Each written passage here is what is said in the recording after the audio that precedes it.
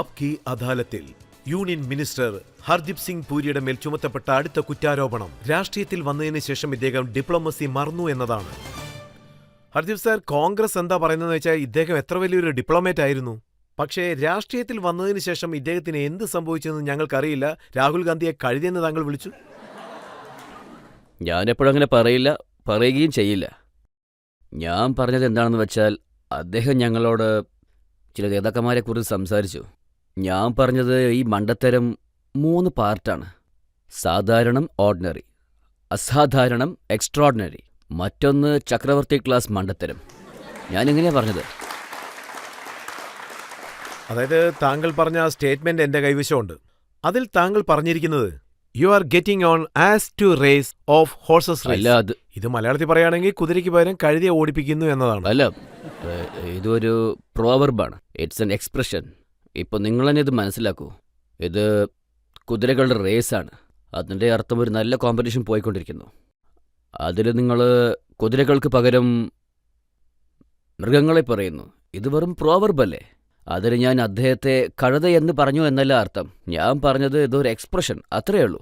പക്ഷെ താങ്കൾ രാഹുൽ ഗാന്ധിയാണ് കഴുതിയെന്ന് വിളിച്ചതായിട്ടാണ് അവർ കരുതുന്നത്. അവരെന്താ പറയുന്നതെന്ന് വെച്ചാൽ ഇത് ഒരു ബി ഗ്രേഡ് ട്രോളാണെന്ന്. ഇല്ലല്ല, ഞാൻ പറഞ്ഞിട്ടില്ല. എനിക്ക് പറയേണ്ട ആവശ്യമില്ല. പറയാൻ ഞാനാരാ? അവരൊരു വലിയ പാർട്ടിയുടെ ലീഡറാണ്. അദ്ദേഹത്തിന് വലിയ ഡിസ്റ്റിങ്വിഷ്ഡ് ലീനേജ് ഉണ്ട്. അദ്ദേഹം വരുന്നത് ഒരു വലിയ കുടുംബത്തിൽ നിന്നാണ്. അവരുടെ ആളുകൾ ഇന്ത്യയുടെ ഫ്രീഡം മൂവ്മെൻറ്റിൽ ഒരുപാട് കോൺട്രിബ്യൂട്ട് ചെയ്തിട്ടുണ്ട്. താങ്കൾ എന്താണ് ട്വീറ്റ് ചെയ്തിരിക്കുന്നത് വെച്ചാൽ സാല കോൺഗ്രസ്. അല്ല, അതായത് ഞാൻ ട്വീറ്റ് ചെയ്തത് ഇറ്റാലിയൻ ലാംഗ്വേജിൽ. അതായത് നിങ്ങൾക്ക് ഇതിനെക്കുറിച്ച് അത്രയ്ക്ക് അറിഞ്ഞിട്ടുണ്ടാവില്ല. എനിക്കും അത്രയ്ക്കൊന്നും അറിയില്ല. ഇറ്റാലിയൻ ലാംഗ്വേജിൽ കോൺഗ്രസ് റൂമിനെ സാല കോൺഗ്രസ് റൂം എന്ന് പറയും. അല്ലല്ല, ഇതാണ് സത്യം. ഇതിൽ ജനങ്ങൾ എന്തുകൊണ്ട് ദേഷ്യപ്പെടണം? അവര് ദേഷ്യപ്പെടുമെന്ന് താങ്കൾക്കറിയാം. ഇല്ലല്ല, എന്തിനു ദേഷ്യപ്പെടണം? തീർച്ചയായും ഇല്ല. കോൺഗ്രസ് റൂമിനെ ഇറ്റാലിയയിൽ സാല കോൺഗ്രസ് റൂം എന്നേ പറയൂ. അതിന് വേറൊരു അർത്ഥമല്ല.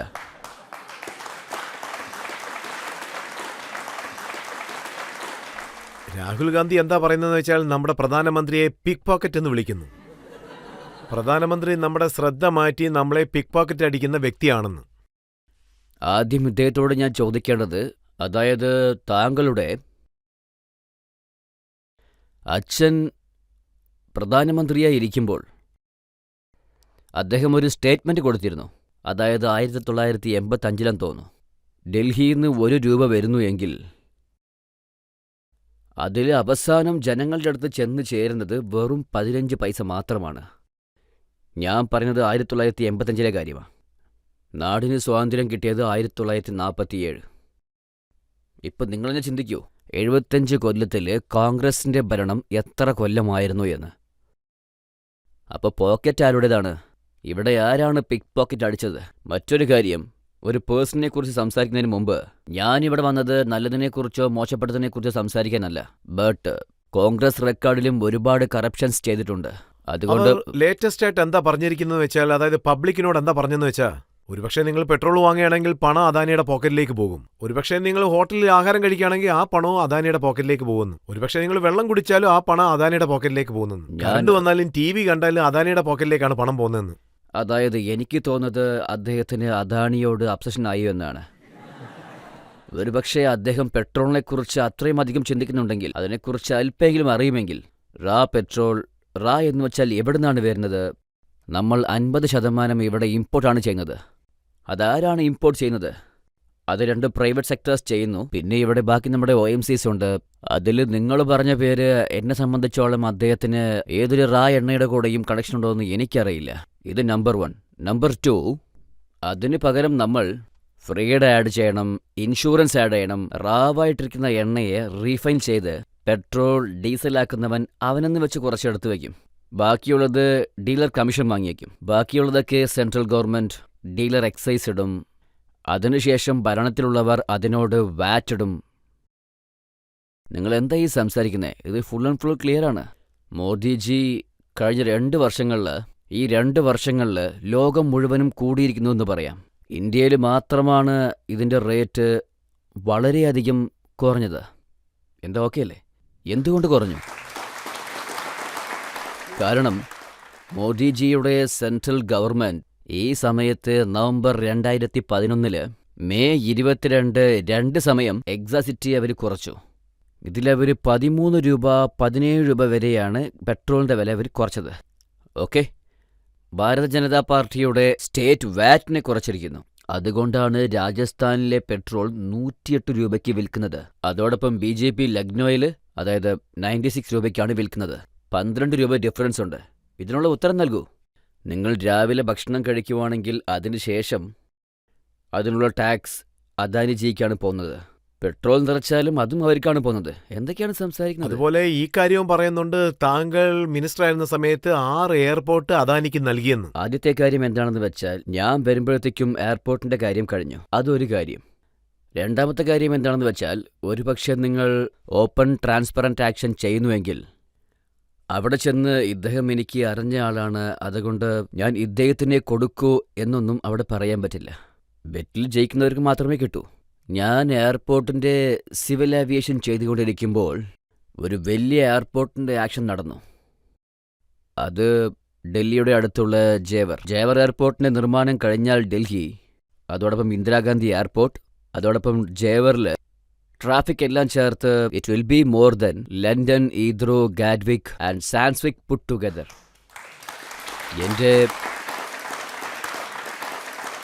ഞാൻ ഒരു തവണ യോഗിജിയോട് സംസാരിച്ചു. ഇതുപോലത്തെ ഒരു ലൈറ്റർ മൂവ്മെൻറ്റിൽ സംസാരിച്ചു കൊണ്ടിരുന്നു. അപ്പോൾ എൻ്റെ അടുത്തൊരാൾ വന്ന് എയർപോർട്ട് ആക്ഷൻ മൂവ്മെൻറ്റിൽ എങ്ങനെ ജയിക്കുമെന്ന് എന്നോട് ചോദിച്ചു. ഒറ്റൊരു വഴി മാത്രമേ ഞാൻ പറഞ്ഞുള്ളൂ, കംപ്ലീറ്റ്ലി ഓപ്പൺ ട്രാൻസ്പെറൻറ്റ് ബിറ്റ് ചെയ്യൂ, അവരെ ജയിക്കൂ എന്ന്. ഇതിലെന്താ സംഭവിച്ചെന്ന് വെച്ചാൽ, കമ്പനിയസ് യൂറിക് ആദ്യം അവരെ ഉണ്ടായിരുന്നു, പക്ഷേ അവരും വന്നു. പിന്നീട് നിങ്ങൾ ആരെക്കുറിച്ച് സംസാരിച്ചോ അവരും വന്നു. ഇതൊക്കെ ബെറ്റിംഗ് ആണ്. ഇതൊക്കെ നിങ്ങൾ അഗ്രസീവായി ബെറ്റിംഗ് ചെയ്യുന്നതിനനുസരിച്ചാണ്. താങ്കളെക്കുറിച്ച് കോൺഗ്രസിലുള്ളവർ എന്താ പറയുന്നതെന്ന് വെച്ചാൽ, താങ്കളുടെ യൂട്ടിലിറ്റിയെ പറ്റി താങ്കളെ എങ്ങനെ യൂസ് ചെയ്യുന്നെന്ന് വെച്ചാൽ, ഗാന്ധി ഫാമിലിക്കെതിരായിട്ട് അങ്ങനെ ഇങ്ങനെയൊക്കെ സംസാരിക്കണം. ഇദ്ദേഹം ഒരു പാർട്ട് ടൈം മിനിസ്റ്റർ ആണ്, പക്ഷേ ഫുൾ ടൈം ട്രോളാണെന്ന്. എൻ്റെ യൂട്ടിലിറ്റി എന്താണെന്ന് വെച്ചാൽ അത് മറ്റൊരാൾ വേണം ജഡ്ജ് ചെയ്യാൻ. ഇവരുടെ ഈ വിഷയത്തിലേക്ക് വരുമ്പോൾ ഞാൻ വിചാരിക്കുന്നത് ഒരു കൊല്ലത്തിൽ 365 ദിവസമുണ്ടാകും. ഒരുപക്ഷെ 2% ടൈമും ഇങ്ങനെക്കുറിച്ച് ഞാൻ കമൻറ്റ് ചെയ്തിരിക്കുന്നു എന്ന് വെച്ചാൽ അതിൻ്റെ കോൺടെസ്റ്റ് എന്താണെന്ന് നോക്കൂ. കാരണം എനിക്കിവരോട് യാതൊരു അബ്സഷനുമില്ല, വേറെ ഒന്നുമില്ല. പ്രിയങ്ക ഗാന്ധിയുടെ കംപ്ലൈൻറ്റ് എന്താണെന്ന് ഞാൻ പറയാം. അവരെന്താ പറഞ്ഞിരിക്കുന്നതെന്ന് വെച്ചാൽ, ഞാനിപ്പോൾ വായിക്കാം. അവരെന്താ പറഞ്ഞിരിക്കുന്നതെന്ന് വെച്ചാൽ, രാഹുൽ ഗാന്ധി ലോകത്തെ 2 വലിയ ഇൻസ്റ്റിറ്റ്യൂഷനിലാണ് പഠിച്ചത്. ഹാർഡ്വേർഡ് പിന്നെ കേംബ്രിഡ്ജിൽ ഡിഗ്രി എടുത്തെന്ന്. പക്ഷേ അദ്ദേഹത്തെ പപ്പുന്ന് വിളിക്കുന്നെന്ന്. അദ്ദേഹത്തിന്റെ ഡിഗ്രി താങ്കൾക്കറിയില്ല, അദ്ദേഹം ആരാണെന്ന് അറിയില്ല, പക്ഷെ വേഗാത്ത പരിപ്പെന്ന് വിളിക്കുന്നു. ഞാൻ എപ്പോഴും അദ്ദേഹത്തെ അങ്ങനെ പറഞ്ഞിട്ടില്ല. പപ്പെന്ന് വിളിച്ചാൽ ടേം ഓഫ് അഫെക്ഷൻ ആയിരിക്കും. ഞാൻ ചെറിയ കുട്ടികളെയല്ലേ പപ്പെന്ന് വിളിക്കാൻ പറ്റും. പറയൂ. എനിക്ക് അത്രയ്ക്ക് യോഗ്യതയില്ല. അങ്ങനെ ഒരു വലിയ ലീഡറാണ്. അവരുടെ അച്ഛൻ പ്രൈം മിനിസ്റ്റർ ആയിരുന്നു, അവരുടെ ഗ്രാൻഡ് മദർ പ്രൈം മിനിസ്റ്റർ ആയിരുന്നു, ഗ്രേറ്റ് ഗ്രാൻഡ് ഫാദർ പോലും പ്രൈം മിനിസ്റ്റർ ആയിരുന്നു. ഞാനെന്ത് പറയാനതിൽ? പപ്പു എന്ന് വെച്ചാൽ ടേം ഓഫ് അഫെക്ഷനാണ്. പപ്പു എന്ന് പറയുന്ന അത്ര എനിക്കും അദ്ദേഹത്തിനും യാതൊരു റിലേഷൻഷിപ്പും ഇല്ല. ശരി, പബ്ലിക്കിൽ നിന്ന് ആർക്കെങ്കിലും ചോദ്യം ചോദിക്കാം. ഖാലിസ്ഥാനെ പറ്റി നിറയെ സംവാദങ്ങൾ നടന്നുകൊണ്ടിരിക്കുന്നു. അതിനെ ചില സിംഗേഴ്സും സപ്പോർട്ട് ചെയ്യുന്നുണ്ട്. സോ എന്റെ ക്വസ്റ്റ്യൻ എന്താണെന്ന് വെച്ചാൽ, പഞ്ചാബിലുള്ള യുവജനങ്ങൾക്ക് ശരി എന്താണ് തെറ്റെന്താണെന്ന് എങ്ങനെ പറഞ്ഞു കൊടുക്കാൻ സാധിക്കും? ഈ ഖാലിസ്ഥാൻ എവിടെയാണ് ഉണ്ടാകുന്നത്? ഒന്നില്ലെങ്കിൽ അത് കാനഡയിലുണ്ടാകും.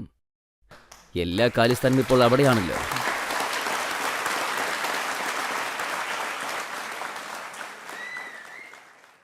അതുമാത്രമല്ല, എനിക്കറിഞ്ഞിടത്തോളം ഖാലിസ്ഥാന് ഞാൻ കൂൾ ലാൻഡ് എന്ന് മാത്രമേ പറയൂ.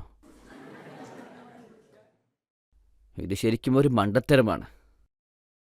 ഇന്ത്യയിൽ നമ്മുടെ ചരിത്രം എന്താണ്? ഞാൻ വളരെ അഭിമാനത്തോടു കൂടി പറയുന്നു, എൻ്റെ 10ാമത്തെ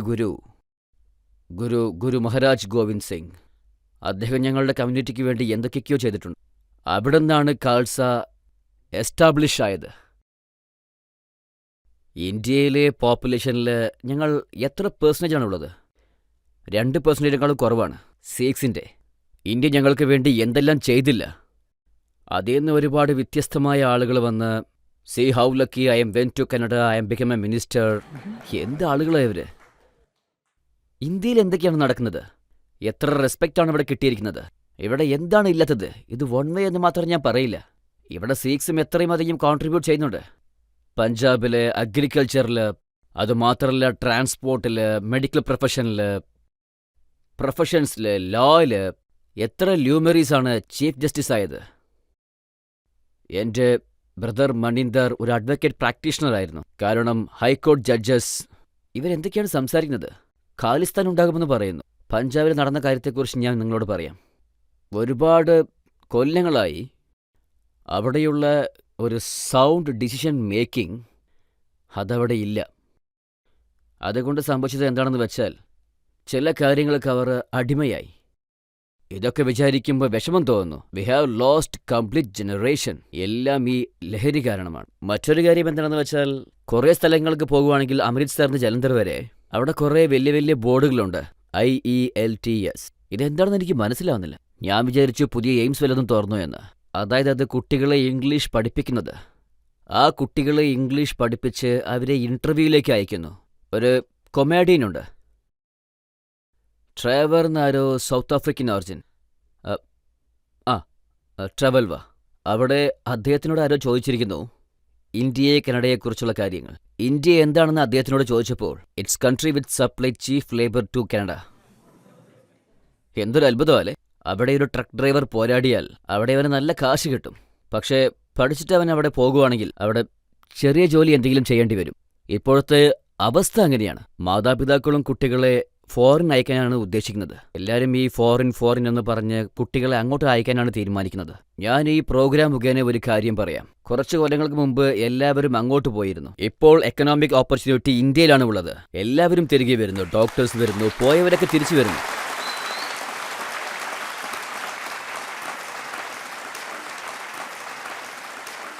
മറ്റൊരു കാര്യം കൂടി ഞാൻ പറയാം. നിങ്ങളുടെ പൊളിറ്റിക്കൽ സിസ്റ്റം അത് ശരിക്കും പറയുവാണെങ്കിൽ, അതായത് അവിടെ ഒരു ആളുണ്ട്, ട്രൂഡോജി. ഇദ്ദേഹത്തിൻ്റെ പൊളിറ്റിക്കൽ ലൈഫും കുറച്ച്, അതായത് ടൈം കുറവാണ്, ടൈം ബൗണ്ടുണ്ട്. ഒരുപക്ഷെ ഖാലിസ്ഥാൻ നിർമ്മിക്കണമെങ്കിൽ എത്രയും പെട്ടെന്ന് ചെയ്തോളൂ. ഞാൻ മിനിസ്റ്ററായിരിക്കുമ്പോഴേ ചെയ്തോളൂ. അവിടുത്തെ PM അടുത്ത് ആരാണോ യൂറോപ്പിലുള്ള എല്ലാവർക്കും അറിയാൻ സാധിക്കും അവർ വലിയ മണ്ടന്മാരാണെന്ന്.